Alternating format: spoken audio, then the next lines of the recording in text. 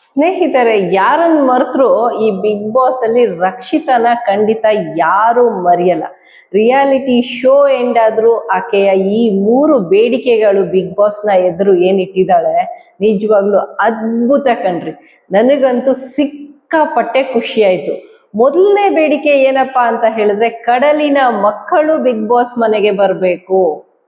ಕಡಲಿನ ಮಕ್ಕಳು ಅಂದ್ರೆ ಯಾರು? ಮೀನುಗಾರರು, ಮೀನ್ ಹಿಡಿಯೋರು. ಅವರು ಎದುರಿಸ್ತಾ ಇರುವಂತಹ ಸಮಸ್ಯೆಗಳೇನು ಅದನ್ನೆಲ್ಲ ಬಂದು ಹೇಳ್ಕೋಬೇಕು ಬಿಗ್ ಬಾಸ್ ಮನೆಯಲ್ಲಿ. ಅವರಿಗೊಂದು ವೇದಿಕೆಯನ್ನ ಕಲ್ಪಿಸಿ ಕೊಡ್ಬೇಕು. What A thought! ಈ ಹುಡುಗಿ ಬರೀ ಬಂಗುಡೆ, ಡೆಂಜಿ ನೋಡಿ ಗೈಸ್ ನೋಡಿ ಗೈಸ್, ನೀವು ಮಾಡಿದೀರಾ, ನೀವು ತಿಂದಿದ್ದೀರಾ ಗುಲಾಬ್ ಜಾಮೂನ್ ಅಂತ ಮಾತಾಡ್ತಾ ಇರೋ ಈ ಹುಡುಗಿ ಇಷ್ಟು ದೊಡ್ಡ ಆಲೋಚನೆಯನ್ನು ಇಟ್ಕೊಂಡಿರೋ ಅಂತದ್ದು ನಿಜವಾಗ್ಲೂ ಅಪ್ರಿಶಿಯೇಟ್ ಮಾಡದೆ ಇರಕ್ಕಾಗದೇ ಇಲ್ಲ. ಏನ್ ಬೇಕಾದ್ರೂ ಇರ್ಬೋದು, ಒಬ್ಬ ಮನುಷ್ಯನ ಕಷ್ಟಕ್ಕೆ ಸ್ಪಂದಿಸುವವನು ನಿಜವಾದ ಹೃದಯವಂತ ಅಂತ ಹೇಳ್ಬೋದು. ಅದೇ ರೀತಿ ಈ ಹೆಣ್ಮಗಳು ಅಷ್ಟು ಏನ್ ಹೇಳ್ತಾರೆ, ಅಷ್ಟು ಆರಾಮಕ್ಕೆ ಮಾತಾಡ್ಕೊಂಡು ಜಾಲಿಯಾಗಿರ್ಬೇಕಾಗಿರುವಂತ ಈ ಏಜ್ ಅಲ್ಲಿ ಆಕೆ ಒಂದು ಆಲೋಚನೆ ಮಾಡಿದಾಳಲ್ಲ, ಇದಕ್ಕೆ ನಾವು ಅಪ್ರಿಶಿಯೇಟ್ ಮಾಡಬೇಕು, ಇದಕ್ಕೆ ನಾವು ಸಲಾಂ ಹೇಳ್ಬೇಕು. ನಿಜವಾಗ್ಲೂ ಶಿ ಇಸ್ ಗ್ರೇಟ್ ಅಂತ ಅನಿಸ್ತು ನನಗೆ ಈ ಮಾತು ಕೇಳಿದಾಗ. ಹಾಗೆ ಕರ್ನಾಟಕದ ಜನರನ್ನ ಆಕೆ ಮಾತಾಡಕ್ ಬರದೇ ಹೋದ್ರು ಆಕೆಯ ಭಾಷೆಯಲ್ಲೇ, ಮುಂಬೈಯಲ್ಲಿ ಹುಟ್ಟಿ ಬೆಳೆದಿರುವಂತಹ ನಮ್ಮ ರಕ್ಷಿತಾ ಮೂಲತಃ ಉಡುಪಿಯ ಹುಡುಗಿನೇ ಆಗಿರ್ಬೋದು, ಆದ್ರೆ ಕರಾವಳಿ ಜನರ ಬಗ್ಗೆ ತಾನು ಮೀನು ಮಾತ್ರ ತಿಂದು ಮೀನಿನ ಅಡಿಗೆಗಳನ್ನ ಮಾಡಿ ವೈರಲ್ ಆದ ಆಕೆಯ ವಿಡಿಯೋಗಳು ಒಂದ್ ಕಡೆ ಆದ್ರೆ, ಯೂಟ್ಯೂಬರ್ ಆಗಿ ಆಕೆಯ ಕಾಳಜಿ, ಮೀನುಗಾರರ ಬಗ್ಗೆ ಇರುವ ಕಾಳಜಿ ಇದೆಯಲ್ಲ, ನಿಜವಾಗ್ಲೂ ಗ್ರೇಟ್ ಕಣ್ರಿ. ಅಷ್ಟು ದೊಡ್ಡ ವೇದಿಕೆಯಲ್ಲಿ ತಾನು ಮಿಂಚಿದ್ರೆ ಸಾಕು ಅಂತ ಅನ್ಕೊಳ್ಳೋ ಈ ಜನರ ಮಧ್ಯೆ ಯಾರೇ ಆದ್ರೂನು ಈ ಆಲೋಚನೆ ಬಂದಿದೆಯಲ್ಲ ಆಕೆಗೆ, ತಾನು ಮುಂದೆ ಹೋದ್ರೆ ಸಾಕು, ನಾನ್ ಗೆದ್ರೆ ಸಾಕು ಅನ್ನೋ ಈ ಸಮಯದಲ್ಲಿ ಮೀನುಗಾರರು ಎದುರಿಸ್ತಾ ಇರುವಂತಹ ಸಮಸ್ಯೆಗಳು ಇನ್ನೊಂದಷ್ಟು ಪ್ರಚಾರ ಸಿಗ್ಬೇಕು. ಅದಕ್ಕೆ ಒಂದಷ್ಟು ಪ್ರಚಾರ ಅನ್ನೋದಕ್ಕಿಂತ ಅಟೆನ್ಷನ್ ಸಿಗ್ಬೇಕು.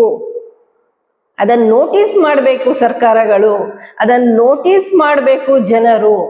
ಮೀನನ್ನು ನಾವು ಎಷ್ಟು ಆರಾಮಾಗಿ ಸವಿತೇವೆ, ಅವರು ಮೀನುಗಾರರು, ಅವರು ಮೀನು ಹಿಡಿಯೋರು ಎಷ್ಟು ಕಷ್ಟ ಪಡ್ತಾರೆ ಅನ್ನೋದು ಗೊತ್ತಾಗ್ಬೇಕು.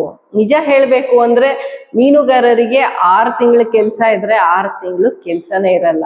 ನಿಮಗೆ ಗೊತ್ತಿದೆ, ವಾಯುಭಾರ ಕುಸಿತ, ವಾಯುಭಾರ ಸಮಸ್ಯೆ, ಜೊತೆಗೆ ಸಮುದ್ರದ ಏರಿಳಿತಗಳು, ಮಳೆ ಜೋರಾದಾಗ ಈ ಎಲ್ಲಾ ಸಂದರ್ಭಗಳಲ್ಲಿ ಕಡಲಿಗೆ ಹೋಗುವ ಪ್ರಸಕ್ತಿನೇ ಇಲ್ಲ ಕಡಲಿನ ಮಕ್ಕಳು.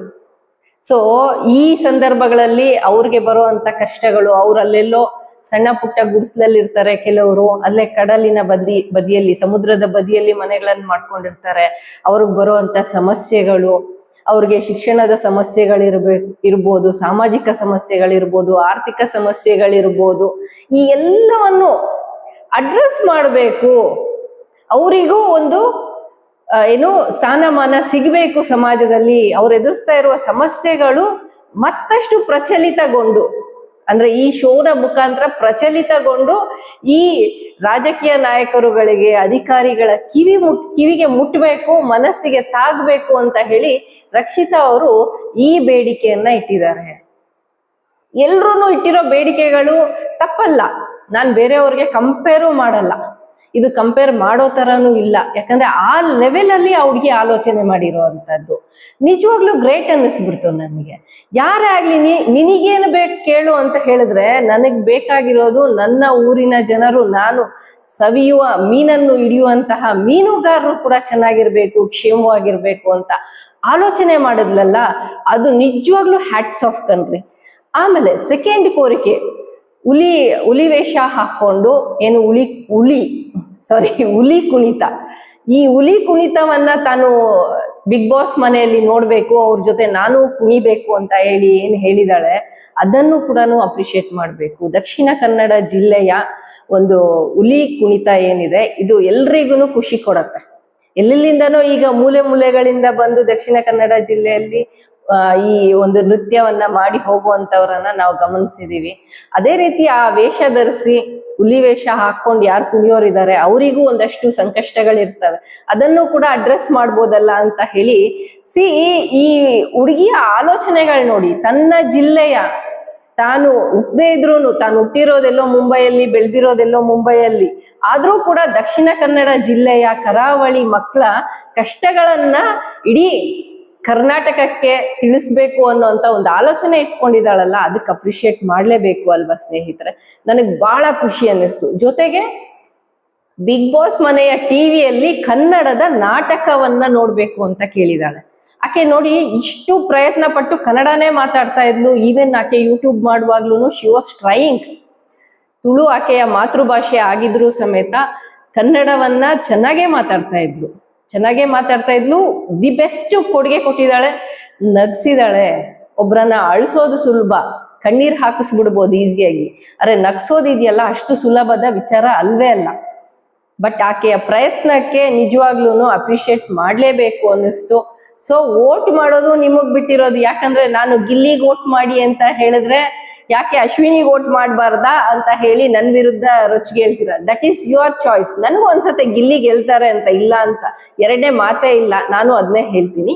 ಆದ್ರೆ ರಕ್ಷಿತಾ ಕೂಡ ಗೆಲ್ಲಿಕ್ಕೆ ಎಲ್ಲ ಅರ್ಹತೆ ಇರುವಂತಹ ವ್ಯಕ್ತಿನೇ, ಒಳ್ಳೆ ಫೈಟ್ ಕೊಡ್ತಾ ಇದ್ದಾರೆ ಅಂತಾನೆ ಹೇಳ್ತೀನಿ. ರಕ್ಷಿತಾಗೂ ವೋಟ್ ಮಾಡಿ, ನಿಮಗೆ ಇಷ್ಟ ಇದ್ರೆ ನಿಮಗೆ ಯಾರು ಇಷ್ಟನೋ ಅವ್ರಿಗೆ ವೋಟ್ ಮಾಡಿ, ನನ್ನನ್ನು ಅದ್ರಲ್ಲಿ ಮಧ್ಯದಲ್ಲಿ ತರಬೇಡಿ ಅಂತ ಹೇಳ್ತೀನಿ.